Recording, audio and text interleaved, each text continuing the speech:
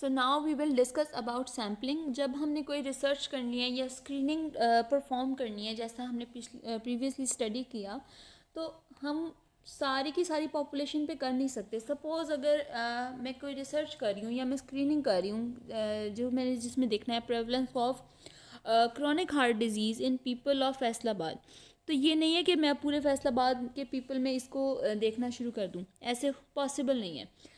तो हम एक रिप्रेजेंटेटिव पार्ट ऑफ पॉपुलेशन लेंगे, जो जिनकी जो रिज़ल्ट्स हैं वो पूरी पॉपुलेशन पे हम कह सकते हैं कि ये पूरी फैसलाबाद के लिए ही ये रिज़ल्ट जनरलाइज्ड हैं। यानी this is a portion from a whole, यानी कि ये पूरी पॉपुलेशन में से हमने, वो सैम्पलिंग के आगे तरीके हैं कि हमने किस तरह से सैंपल लिए, जिस तरह से भी लेके ये सर्टेन ग्रुप ऑफ पीपल ले लिए और हमने इनके ऊपर ये सारे टेस्ट परफॉर्म कर लिए, और ये जो रिज़ल्ट इसमें आ रहे हैं इसको हमने जनरलाइज कर दिया over the whole population. So this is the portion from the whole. अब सैम्पलिंग क्या होती है? सैम्पलिंग मीन्स कि ये किस तरह से ये हम इनको चूज़ करते हैं, इन लोगों को जिन पे हमने टेस्ट परफॉर्म करना है। तो दिस प्रोसीजर इज़ सैम्पलिंग। इसके क्या मेथड्स होते हैं? जैसे कि मैंने पहले बताया कि ये सब सेट ऑफ पॉपुलेशन है, तो ये इसमें ये खूबियाँ होनी चाहिए, जैसे कि पहले बताया इट इज़ रिप्रेजेंटेटिव, लेकिन ये 100% होती नहीं है, लेकिन इसको हमने पूरी पॉपुलेशन के ऊपर जनरलाइज इसका रिजल्ट करना होता है। और ये लार्ज इनफ होना चाहिए, यानी ये है कि अगर ये 10,000 आबादी है और यहाँ से मैं सिर्फ 200 लोग ले लूँ, तो क्या वो जनरलाइज करना कोई इंसाफ होगा? तो यहाँ पे मैंने उस लिहाज से लेने कि जिसको जनरलाइज करते हुए कोई बात समझ भी आती है कि ये 10,000 के ऊपर आपने कम से कम 1,000 तक तो लाजमी लिए होने चाहिए। फिर ये है कि वो the selected elements have been properly approached, included and interviewed, यानी सपोज मैंने इनको किसी तरह जिस भी तरीके से चूज़ कर लिया, इनको मैंने प्रॉपरली इन्वेस्टिगेट किया है, जो स्क्रीनिंग टेस्ट था मैंने इनके ऊपर सही से परफॉर्म किया है। तो ये सारी चीज़ें जो सैम्पलिंग प्रोसीजर में इम्पॉर्टेंट है, इनको हमने देखना है। फिर types of sampling, probability sampling and non probability sampling. Probability sampling होती है रैंडम सैम्पलिंग, और ये बेहतर होती है। नॉन प्रोबेबिलिटी में हमारी कोई ना कोई बायसनेस आ जाती है। अब हम फर्दर टाइप्स देख लेते हैं प्रोबेबिलिटी सैम्पलिंग में। प्रोबेबिलिटी सैम्पलिंग में आगे 4 टाइप्स हैं: simple random sampling, systematic random sampling, cluster sampling and stratified random sampling. ये आपसे पूछ लेते हैं, ये बिल्कुल समझने वाली बातें हैं, इनको एक दफ़ा समझ लें, you can write it your self. अब इसमें क्या है, सिंपल रैंडम सैम्पलिंग में ये है कि आप सपोज़ आपके पास ये कितनी सारी पॉपुलेशन है, आपने एक एरिया सेलेक्ट किया हुआ है, यहाँ कितनी सारी पॉपुलेशन है, आप सबको नहीं ले सकते, आपने सबको एक नंबर असाइन कर दिया। ये जो भी पर्सन है इसका कोई नेम नहीं है आपके लिए, ये 1 है, ये 2 है, 3 है, 4 है, 5 है, इस तरह से आपने उनको डिवाइड कर दिया। अब आपने क्या करना है कि आपने रैंडम नंबर चूज़ करने हैं, जैसे कुरानंदाजी होती है वैसे ही सेम मेथड है, और हैपहैज़र्ड कलेक्शन ऑफ नंबर्स आपके पास आ जाएंगे। अब वो जिस को डिनोट करें हैं वो पर्सन आपके लिए आ जाएंगे फॉर स्क्रीनिंग या रिसर्च पर्पस। इस तरह से क्या होगा कि हर पर्सन के पास इक्वल चांस था, हर पर्सन के पास इक्वल रिप्रेजेंटेशन थी, और अब रिजल्ट हम जनरलाइज कर सकते हैं ऑन द ओवरऑल पॉपुलेशन, इसमें कोई बायसनेस नहीं है। अब यहाँ पे हमारा सैम्पल साइज़ इंपॉर्टेंट है, जिसमें हमने देखना है अमाउंट ऑफ एक्यूरेसी हमें कितनी चाहिए, वेरिएबिलिटी कितनी है पॉपुलेशन में, रिसोर्सेज और स्टडी डिज़ाइन के अकॉर्डिंग। सिस्टमैटिक क्या होती है, यहाँ पे ये होता है कि हमने डिटरमिन करना है कि हमें सैम्पल कितने का चाहिए। सपोज़ हमारे पास 100 की पॉपुलेशन है, तो हमें उसमें से 10 चाहिए। अब हम यहाँ पे सिस्टमैटिक वे में ऐसे सिलेक्ट कर रहे हैं कि हमने सबको नंबर दे दिए 1 to 100। अब एवरी 10th हम सिलेक्ट कर रहे हैं। अब हमें नहीं पता कि ये 10 नंबर किसका है, तो आगे 20 किसका है, फिर 30 किसका है, 40 किसका है, वो ऐसे ही रैंडमली नंबर्स दिए हुए हैं। तो अब जिस किसी को ये नंबर मिला हुआ है वो आ जाएगा इस टेस्ट के अंदर। तो ये हमने कैसे नंबर निकाला है, यानी 100 में से एवरी 10th मैंने कैसे लेना है, वो इस फार्मूला से total population over sample size desired. तो ये मुझे 10 इंटरवल मिल गया है, जो मैंने अब हर 10th पर्सन को ले लेना है इसमें। सिमिलरली 200 ले लूँगी तो फिर उसमें उस हिसाब से आ जाएगा। तो ये सिस्टमैटिक भी हो गया।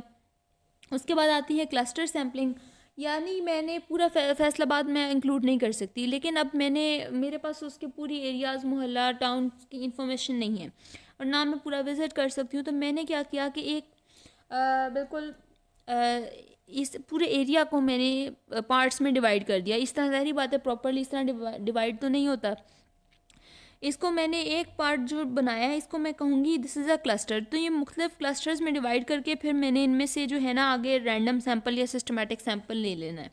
तो दिस इज़ क्लस्टर सैम्पलिंग। तो स्ट्रेटिफाइड सैम्पलिंग, अब ये याद रखना है this is the best method. इसमें मैंने पहले लोगों को सब ग्रुप्स में डिवाइड करना है, यानी स्ट्रेटा के अकॉर्डिंग।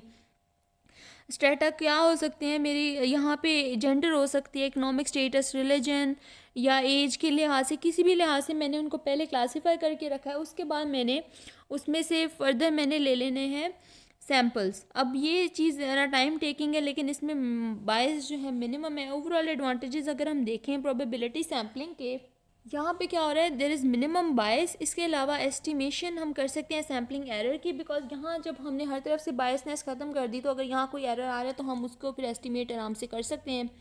इसके अलावा रिजल्ट्स को हम जनरलाइज कर सकते हैं, ऑथेंटिक ज़्यादा है। यही चीज़ें इसकी उल्टी हो जाएंगी जब हम नॉन प्रोबेबिलिटी में देखेंगे। डिसएडवांटेज क्या है कि एक्सपेंसिव है, टाइम भी ज़्यादा लग रहा है हमारा, इनकन्वीनियंट भी है, और लार्ज पॉपुलेशन हो तो उसमें ये सारा कुछ करना आपके लिए बहुत मुश्किल हो जाता है। उसके बाद आ जाता है नॉन प्रोबेबिलिटी सैम्पलिंग। इसमें क्या है, इसमें फर्दर टाइप्स हैं और इसमें ज़ाहिरी बात है बायसनेस होती है। एक्सीडेंटल सैम्पलिंग ये है कि आप एक क्लास में गए और आपने फर्स्ट 10 रोल नंबर्स ले लिए फॉर रिसर्च पर्पज़ या जिसके लिए भी, ये आपने फर्स्ट 10 का सैम्पल उठा लिया, वो कोई भी उसमें आ सकता है। इसी तरह पर्पसिव सैम्पलिंग ये होती है कि जिसमें कोई प्री डिटर्मिन्ड आइडिया है, यानी कि आपने पहले से ही सोच रखा है कि ये इस एज ग्रुप में से ही मैंने लेना है। आप सपोज गए एक एरिया में और आपने कहा कि 30 to 50 एज ग्रुप के जितने भी लोग हैं वो सारे आपने इंक्लूड कर लेने हैं। अब यहाँ पे आपके जहन में एक प्री डिटर्मिन्ड आइडिया था, आपने एज के लिहाज से यहाँ पे स्ट्रेटा बनाया हुआ था। अब यहाँ पे जब एक आइडिया पहले से है, सपोज एज ग्रुप का जैसे उसने बताया हुआ है, तो this is purposive sampling, this is non probability sampling. फिर कोटा सैम्पलिंग ये होती है कि एक किसी एरिया में स्ट्रेटा या कोटा पहले ही डिफाइंड है। अब यहाँ पे सपोज़ एक मेडिकल कॉलेज है जहाँ पे 75% गर्ल्स हैं, 25% बॉयज़ हैं, तो आप ये कोटा पहले से ही डिसाइडेड है। तो आपने 100 लेने हैं तो 75% इधर से ले लेंगे, यानी 75 इस पॉपुलेशन से 25 इसमें से ले लेंगे, यानी ये कोटा ये आपने खुद बनाया था, यहाँ पे ये पहले का बना हुआ है और आपने उसी को फॉलो कर लिया। फिर उसके बाद आती है स्नोबॉल सैम्पलिंग। ये इम्पॉर्टेंट है, इसका कॉन्सेप्ट यही होती है कॉन्फिडेंशियल सैम्पलिंग में। ये वो पॉपुलेशन है जिस पे आप रिसर्च कर रहे हैं लेकिन इनका आपको ढूंढना मुश्किल है, लाइक अल्कोहलिक्स या प्रोस्टिट्यूट्स या एडिक्ट्स, जिनका जो आपको आराम से नहीं मिलेंगे।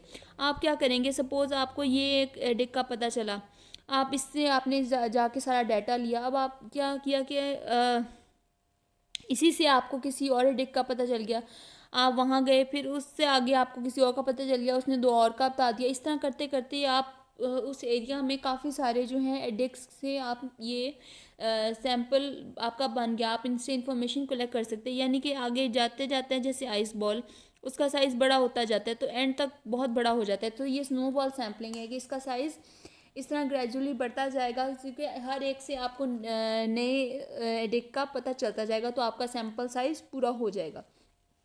अब ओवरऑल नॉन प्रोबेबिलिटी सैम्पलिंग में क्या है कि ये दिस इज़ इकोनॉमिकल है, टाइम भी कम लगता है, कन्वीनियंट भी है, और इतनी आपकी स्किल्स नहीं लगती कि अगर आप पहले इन सारों को डिवाइड करें ग्रुप्स में फिर स्टडी करें। फिर डिसएडवांटेजेस ये हैं कि बायसनेस इसमें होती है, रिजल्ट्स आप जनरलाइज नहीं कर सकते, ऑथेंटिक भी नहीं है, और वीकर टाइप ऑफ सैम्पलिंग है, यहाँ एरर्स के चांस ज़्यादा हैं।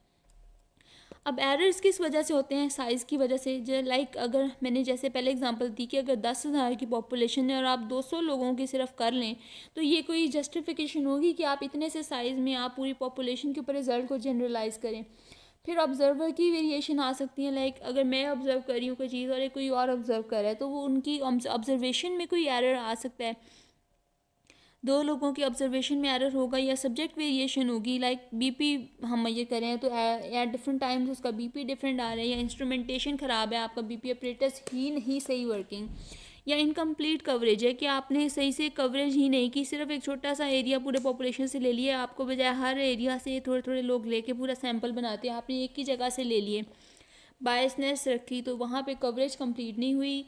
या फिर आपने सपोज़ किसी भी तरह ये 100 लोग इकट्ठे कर भी लिए, इसमें 95% ने तो आपको जवाब दे दिया, तो ये 5% ने आपको जवाब ही नहीं दिया, तो इनकी रिसर्च तो इंक्लूड ही नहीं हुई। जैसे भी आपने कवरेज की, बाद में ये इनकी कवरेज फिर भी नहीं हो सकी अगर सैम्पलिंग भी होगी, तो दिस इज़ इनकम्प्लीट कवरेज। अब इवैल्यूएशन क्या करते हैं, ये लास्ट टॉपिक है इसमें।